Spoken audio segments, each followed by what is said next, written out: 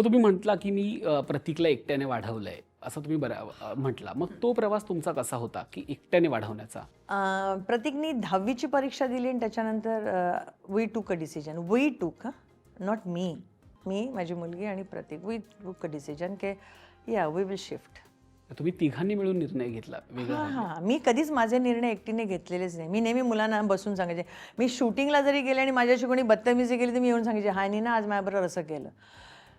कोण बोललं वाईट तरी सांगायचे. आज सीन शूटिंगमध्ये काय काय झालं ते पण सांगायचे. मला ही आधीपासून सवय होती की I should share everything with my मुलं, कारण का मी बाकी कोणाशी बोलणार ना.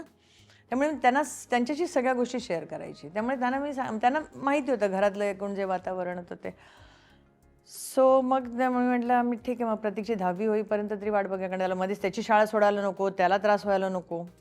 मग त्याची 10वी परीक्षा झाली, शेवटचा पेपर त्यांनी दिला आणि within 2 or 3 days we shifted to Goregaon on rental. आणि मग त्या गोरेगाववरनं त्याचा रिझल्ट घ्यायला आम्ही तिकडे गेलो होतो. म्हणजे त्याचा रिझल्टही लागला नव्हता. आम्ही एक्झाम दिली त्यांनी आणि वी शिफ्टेड. सो तेव्हा प्रतीक 10वी म्हणजे 16 वर्षाचा असेल. हां, मग तेव्हापासून that was my journey to पण मुलांमुळे कुठेतरी असं वाटलं की आधार मिळाला थोडासा? हां, ऑब्व्हियसली. इमोशनली वगैरे त्या सगळ्या गोष्टी आपण पलीकडे होतो, कारण का जे काही तुमची जर का स्ट्रगलच असेल तिकडे इमोशन्सला फारसा थारा नसतो. मेकॅनिकली असं सगळं शूटिंग करायचं, मग त्यांचं आवरून ठेवायचं, त्याला शाळेचं बघा, हे बघा, ते सगळं एक झालं होतं. पण मुलांचा आधार नसता तर मी कदाचित आज उभीच राहिली नसते, कारण ते दोघं एक होते माझ्यासाठी. That was a support, that was a pillar for me, की प्रत्येक गोष्टीला. मग आणि आपल्या इंडस्ट्रीमध्ये माहिती आहे, आज काम आहे उद्या नाही आहे, माहिती नाही आहे. मग बराच पिरियड असा जायचा. म्हणजे मी शिफ्ट झाल्यानंतरसुद्धा मला आठवतं आहे की मी 0 बँक बॅलन्सवर शिफ्ट झाली होती. माझ्याकडे काहीही नव्हतं आणि मी शिफ्ट झाले होते. एक खूप चांगला मित्र होता. ही सपोर्टेड मी टू घर शोधायला, हे करा, ते करा, असं करा, तसं करा, सगळं करा. तर त्याच्यामुळे ते निभावलं. पण म्हणजे माझी अशी इच्छा होती की प्रतीकला खूप शिकून विकून कोणतरी मोठा व्हावा, म्हणजे एक मुलं सेटल व्हावी. कारण मला नेहमी असं वाटायचं की मुलं ही माझी जबाबदारी आहे.